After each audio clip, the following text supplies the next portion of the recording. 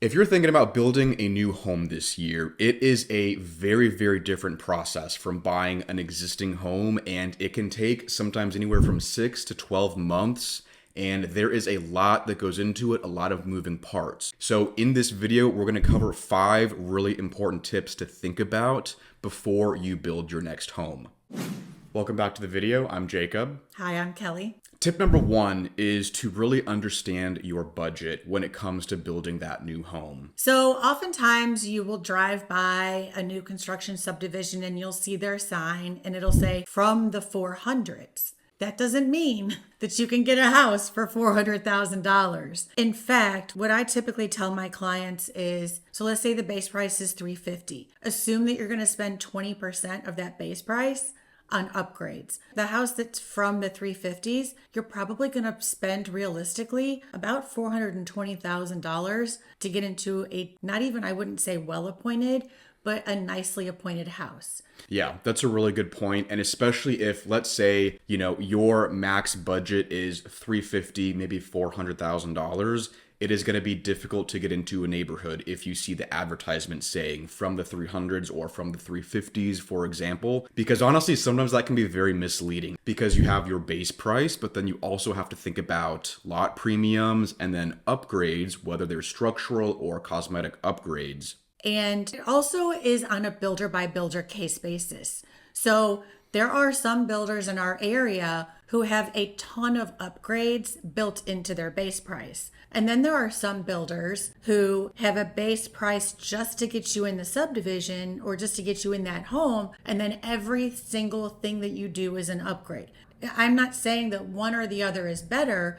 It's just a way that they do business. So you have to consider that also on a builder by builder basis. What is considered an upgrade and what is considered standard. But very rarely, if almost never, can you get into a house at the base price. So if it says the base price is $359,900, in my experience, you are not getting into that house for $359,900. So I think it's also important to kind of have a list of upgrades that are things that you're considering. And when I sit down with clients and we're pricing out new construction, I tell them, just add everything. Put in there everything that you think you want. And then you're going to be astounded, amazed, shocked, dismayed when you see the final sale price. So I tell them, just put everything in there and then make some decisions on what is very important to you, and you can start paring it down. Tip number 2 is that it's really important to understand your timeline when it comes to building that new house. So it used to be that you could get in a new house in about 3 to 6 months. Those days are long gone. There's multiple reasons why. So one of the reasons is the supply chain, getting the supplies into the builder. The second part of that, sadly, is the workforce. It is blue collar jobs are very, very hard to find employees. So the workforce is down, so there's not as many people working on it. Also, the new construction industry is booming. So not only are there less workers, there are more houses going up. So you're looking at, most builders are quoting people anywhere from 8 to 12 months for new construction. We as a team probably have 6 or 8 new construction houses under contract, and they're all running about that time frame. And it doesn't matter if it's a $380,000 house or a $1.2 million house, that time frame is pretty long. And the other reason that it's important to understand that time frame is if you're going into this process and you own a home now. So the builder isn't going to start construction on your house until your house is either sold or you don't have a home sale contingency. And Stuart was able to qualify 2 of my buyers to build a home without selling their home. However, they still have to strategically time the sale of their home with when their new home is going to be finished so that they're not homeless or not stuck in a rental situation. So the timeline is very important to understand. Also, that timeline, especially in our market, it can be a moving target. It is dependent on not just the supply chain, the workers, the number of homes that are going up, but our weather directly impacts their ability to build your home. Absolutely. That's a really good point. And so let's say like day one, you put your deposit down to get your home started and the builder quotes you at an 8-month timeline to get it built. Expect that timeline to maybe change over the coming months. And especially sometimes as we get closer and closer to that estimated closing date, it's going to fluctuate a little bit. So having flexibility is a really important thing to consider, and that's especially important to know when it comes to selling your house. Because once you're getting closer to that expected closing date and your house is on the market, if not under contract, it can be tricky when that closing date on the new home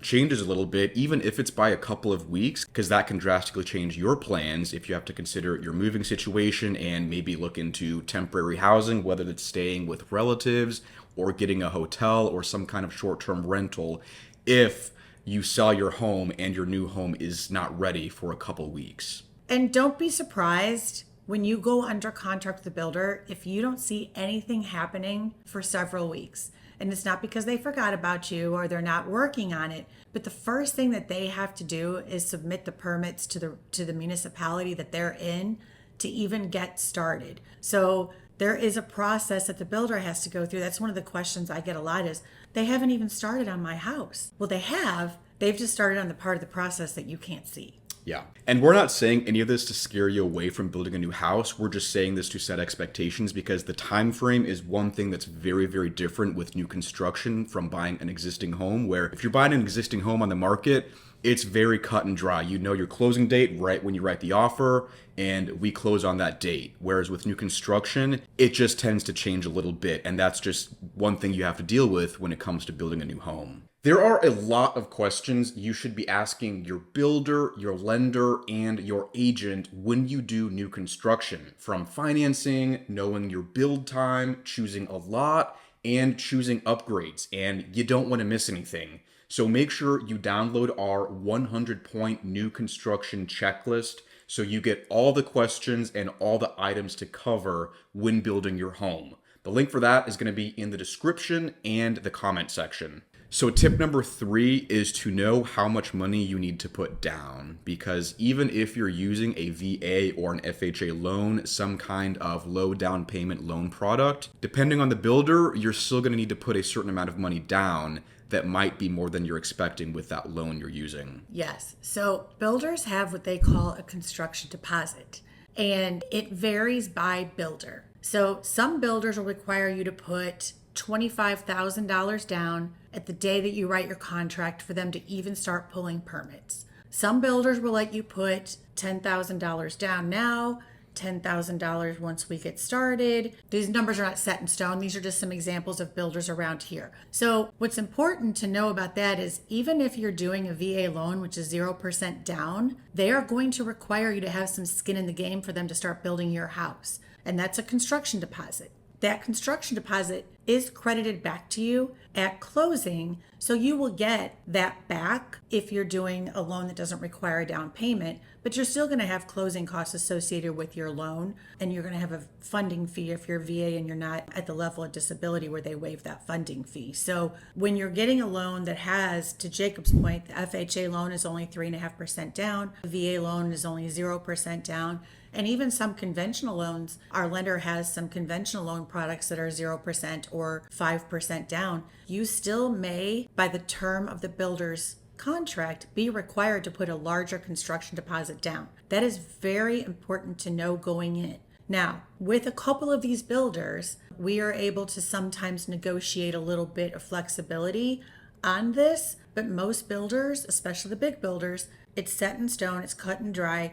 You have to have this money, period, end of story. Yeah, that's a really good point. And especially with VA, we've had this a couple times where if you are doing a 0% down loan and the builder does require a 10% down payment, we understand it's not ideal to have to put that down and then your money's tied up. But again, you do get that credited back to you when you close. So it is a temporary thing where you have that down payment locked up for a couple months, but that is one thing you want to plan on, needing that down payment for the time that house is under construction. So our mortgage banker, Stuart, does have some really great options, and we can get creative when it comes to the financing side of building that new home. Because he's a mortgage banker, he might have some different things that he can do or some different products that he can use to better suit your needs and to help you find a way to come up with that down payment money if you don't have it readily available.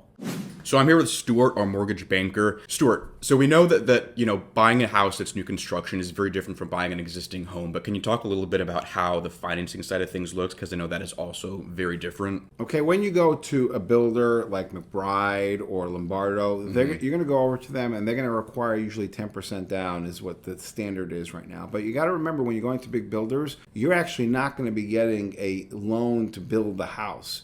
You give them a down payment, they build the house, and then when the house is finished, then you close with permanent financing.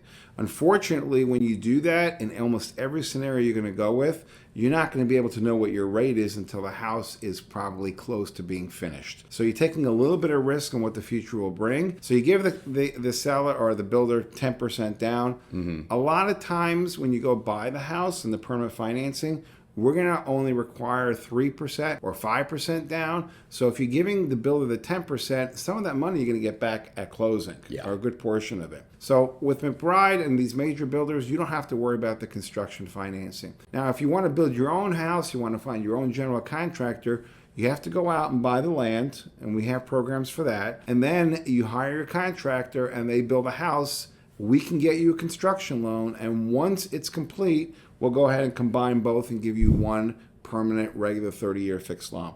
If you need help doing that, we have different products to do that with.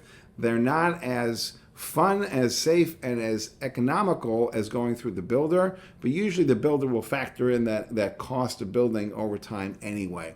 So that's an option of what you can do. Most people are going through major builders and they're going ahead and just putting the deposit down, and then when you close, you'll get that money back if it's in excess of the down payment of what you want to actually do. So that's how you do the new construction. Now, you got to be careful when you're dealing with builders. Now, most people go in, they sit down with the builder, they sign the contract, but they don't read all the fine print.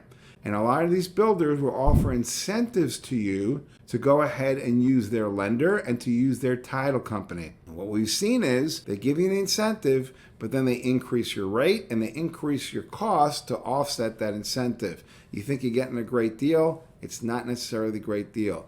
Now, when you go into the builder and you sign the fine print, the only thing he's going to require you to do is to use their title company. Now, that's nice and dandy, makes it easier and simpler. However, it's much more costly. They know that. We know that. You as a buyer aren't sitting there and reading the fine print as it relates to that title company. So you can try. You don't always get successful because they push the issue. You can try to ask, can you use the title company of your choice? Legally, you have that option, but they make it very difficult for you not to use their title company. It's another revenue source for them, and the title company charges, I've seen 2 or 3 times the cost. So if you are in a situation where you want to buy new construction, at the get-go, at the signing, you want to say, can I use my own title company? Can I use my own lender? Well, they'll say to you, if you use your own title company, your own lender, you won't get the incentive. Don't worry, you'll save it. You'll save it at the end of the day. They're not going to be thrilled about it, but remember, you're the customer, not the builder. So it's up to you. You have to live in this house. You're the one in charge. You're the captain of the ship. Don't feel like you have to capitulate to the builders or anybody else in the transaction, myself included. It's the house of your dreams. It's your home. You make the decisions. Absolutely. Now, tip number 4 is understanding upgrades when it comes to building that new house. First up, the lot is a really, really important factor, and you might have a lot premium of, let's say, $20,000 for lot A, which might be an in-grade lot that backs up to other homes. Whereas you might have a larger lot B where the premium is, let's say, $75,000, but that lot is on a cul-de-sac, it's a walkout lot, and it backs up to trees or common ground. You might not love the idea of spending that extra $55,000 for a better piece of dirt, but that better lot is money well spent when it comes to potential resale in the future when you have buyers that are looking for a home with a walkout that backs up to trees or to a pond or some kind of common ground as opposed to the neighbors right behind you. That is why it is so much more expensive to get those lots, but the value is there and the value will hold. And when we talk about upgrades, there's really two main buckets that upgrades fall into. So one type of upgrade is going to be your cosmetic upgrades. Cosmetic upgrades is really just about how things look. It's about how nice the counters are, the grade of the carpeting, the wood flooring, the cabinets that you choose. It's more of the aesthetic side of things.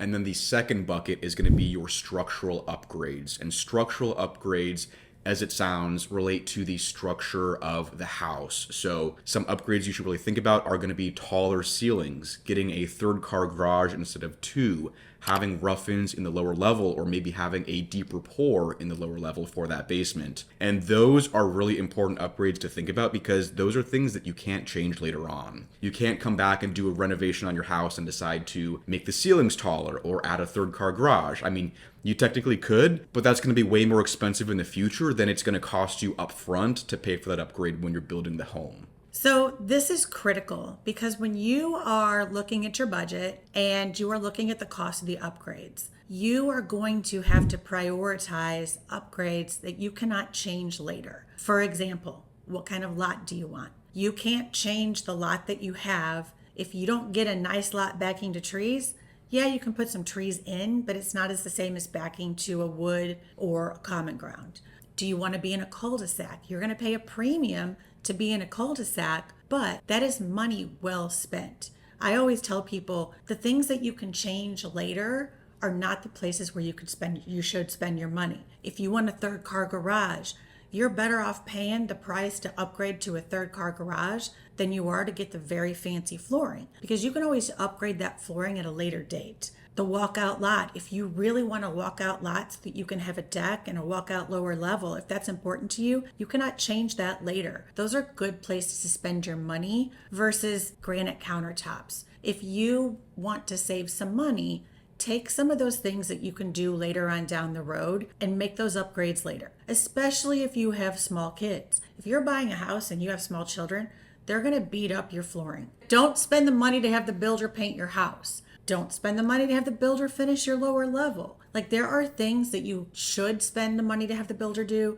and there's things that you shouldn't pay to have the builder do. And if you just want to get into a specific community, you're going to have to be very aware of what are the really important things to spend your money on. And those are anything that you cannot change once you've moved into the home. Another really important thing to know with upgrades is how vastly different they can be from one builder to another. What I mean by that is that some builders are very cut and dry, where they have a set list of upgrades and that is all you can pick from. Whereas other builders, and this is especially true the bigger, the more expensive of a house you're building, that allow for a lot more customization. So there are a couple builders in our market where if you're spending a certain amount of money and you're choosing a certain floor plan, they will connect you with their own architect to help you design that home and to implement those custom changes that you want to the existing floor plan. Because sometimes when you go into a builder and you look at a floor plan and it looks like it's only available a certain kind of way, you can ask the builder, hey, could I move this wall? Can I take this pantry out? Can I extend this closet? With some builders, they will allow you to make those structural changes or some small changes to the floor plan,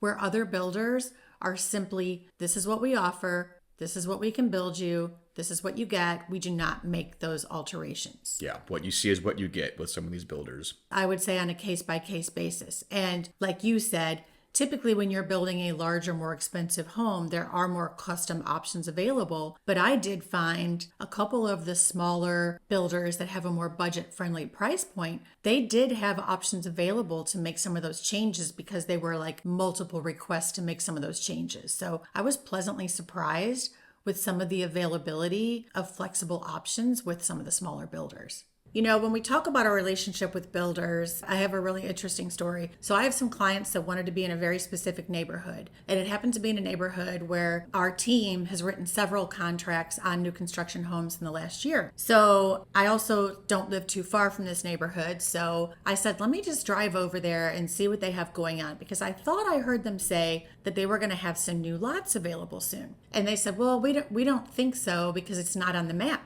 So I drove over to the neighborhood, and it happened to be on a day when the office was closed. But when I was driving through, the owner of the company was also driving through, and he kind of waved at me, and I stopped to say hello. And he said, "Hey, is there something I could help you with?" I said, "No, I just popped in to talk to Tina. I was wondering if you guys had any lots coming up soon, and if so, where they were, because I thought you guys had said that the last time we were here." And he said, "Oh, absolutely." Took me into the sales office, showed me where the new lots were going to be, drove me down the street that they had just poured and showed me where the lots were going to be laid out, which lots he thought were going to be in grade, because my clients wanted an in grade lot backing to trees. So he showed me the few lots that were going to be what they were looking for.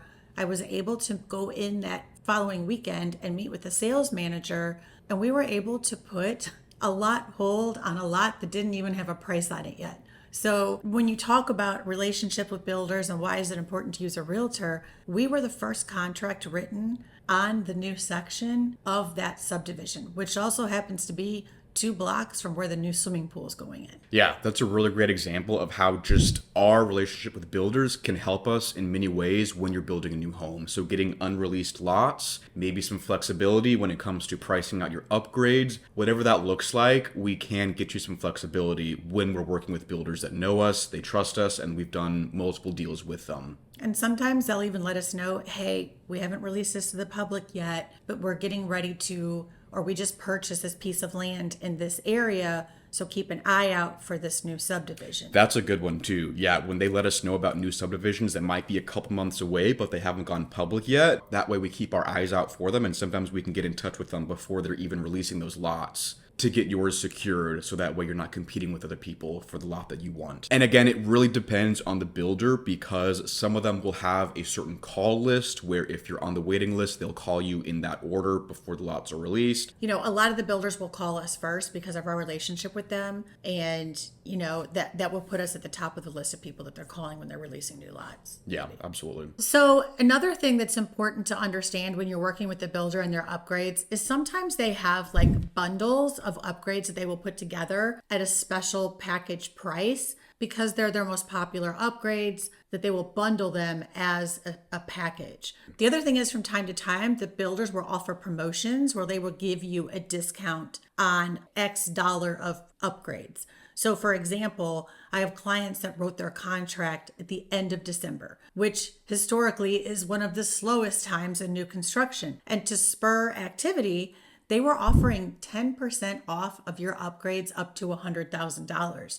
So they got $10,000 off their upgrades just by writing their contract on a specific date. By the way, if you are in the market to build a new home this year and you want some help with evaluating builders, deciding on your budget and how much you want to spend, choosing upgrades, we would love to walk you through that process. We are practicing realtors. We do a lot of new construction business too, so we have relationships with all the big builders in St. Louis. So call us, text us, email us if you would like representation in that process. And a lot of people don't realize that you can and absolutely should have a realtor represent you when you are building new construction. So when you walk into a new construction office, you are going to meet with the builder's representative. The builder's representative is lovely. They're incredible. We have excellent partnerships with them, but it's very important for you to know that they work for the builder. And ultimately, their job is to represent the builder and the builder's best interest. Not that they would ever do anything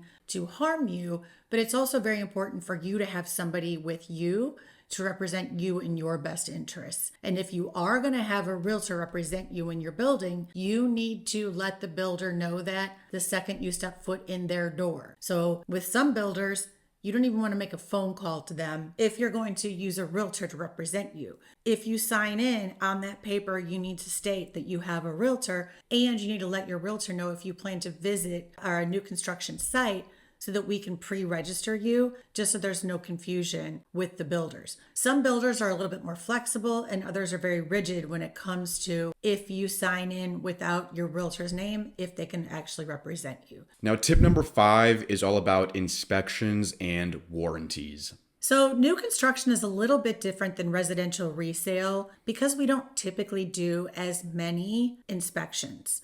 And there's a few reasons for that. So the number one reason to me is that when the builders are building your homes, they have to pull permits before they can pour your footing. They have to get electrical permits. They have to permit your plumbing. So throughout the process, they have multiple inspections that the municipalities that they are building in require them to pass before they could go on. That's before you even put drywall up. Then after drywall, they have other requirements. So the municipalities that they're building in are very, very strict, and they do conduct multiple safety inspections. The second part of that is many builders will allow you to do a building inspection, but they won't make any repairs because they, again, have already been through the permitting process, and the municipalities that they're working in have deemed the building to be safe and ready to go. So they're not inclined to do any repairs. The only exception that I have found to that is radon. And this is on a builder by builder basis. So some builders will install a mitigation system for you, as a matter of fact, for a fee. Some builders will install a mitigation system as part of their standard package, and some builders will allow you to do a radon test, and they will cover a portion of the cost of the mitigation, or they will allow you to install the mitigation system prior to closing at your expense. So it's just really important to understand every builder's policy on inspections and what they will do to help you, if anything. The other part of that are the warranties. So most things in new construction are covered under an umbrella warranty that the builder gives you, and you will typically have a 90-day and a 1 year or an 11-month walkthrough, where they will come up and they will come into your home and they will do a walkthrough with you, and they will take care of almost everything and anything that you've noticed in your house. The other part of the warranties are your major systems and your appliances. Those will typically fall under a separate warranty, and those will be covered by the companies warrantying them. Then you will have typically also, most builders will give you a 10-year structural warranty against defects in your foundation. Again, this is on a builder by builder basis, but there are so many built-in protections that rarely do I see buyers spending the money for a building inspection. I would never advise you not to get one, but if I were building new construction, I personally wouldn't spend the money on the building inspection. We don't typically do as many inspections on new construction as we do when we're selling residential resale. And that's because there are already multiple inspections and checkpoints baked into that process that the builder handles with the municipality that home is being built in. And these are things that as the buyer and even as the agent, we don't see because they're happening behind the scenes and during the building process. Another really important thing to know is the difference between having inspections on your new home and having walkthroughs with your new home. Yes. So a building inspection is where a third-party inspector comes in and looks at everything in your home and gives you a checklist of things that are good or that need some attention. When you're building new construction, you will typically have many walkthroughs. So what they do when you are building a new home is they will typically have a pre-drywall walkthrough.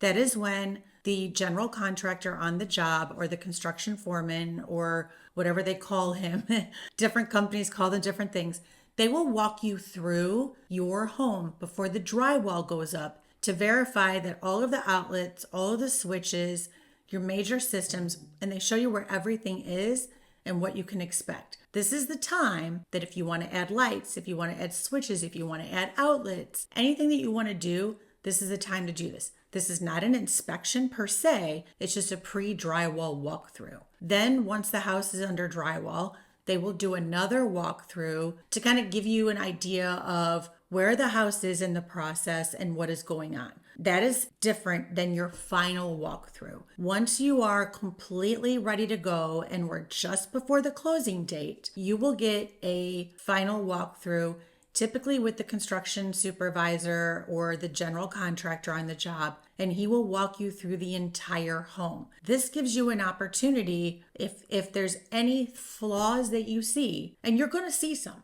Don't feel discouraged because sometimes they will bring you through before they've done their final walkthrough. So typically the construction foreman or the supervisor or the general contractor on the job will do his own final walkthrough, but they're letting you come through to see if there's anything you see. If something's the wrong color, if they put the wrong appliance in, if the light is incorrect, if, anything that you need to look at before your closing, you can do a final walkthrough on. And they are typically very generous with you at this time. And that's a really good point too. It's not uncommon for the walkthrough to be imperfect. We will find things, whether they're big fixes or they're small fixes, we'll find things, and that is the whole point of doing a walkthrough with you, to make sure that you're getting the house that you want before you sign the final papers for it. So something else to keep in mind is the more custom the home is, the more upgrades, the more things that go into that home, there might be more walkthroughs because they want to catch anything before it becomes a bigger issue and or it's too late to fix. And to Jacob's point, when you find something wrong, don't get discouraged. It's not a general statement that your builder is not good. It's just they haven't delivered you the final product. They're just giving you an opportunity to come through before they've spit shined it so that you can take a look and make sure everything's to your liking. And you might find something major. 99% of the time, the builders are going to work with you on that. And we have found that in our market, almost to a builder, their end game is to deliver you the product that you want so that you are happy and you will tell other people about them. So building a new home is super exciting. We love the new construction process, but again, it is very different from buying an existing home, and there is a lot that goes into it. And again, that is what we're here for. We love representing our buyers with new construction. We are here to support you, to guide you through the whole process, answer all of your questions, because it can be overwhelming, and sometimes you get a lot thrown at you when it comes to picking out everything that goes in that new house. And we do have several clients who have built new construction from out of state. So we are your feet on the ground and your eyes when you are not available. We can visit that construction site for you if you are building from out of state. And we've done that for several of our clients, which is extremely helpful if they cannot be here during the whole process. We are here to visit that site, to send you pictures, videos, drone footage, whatever it is, to show you exactly what is going on with that house every step of the way. So thanks for watching, and we will catch you in the next video.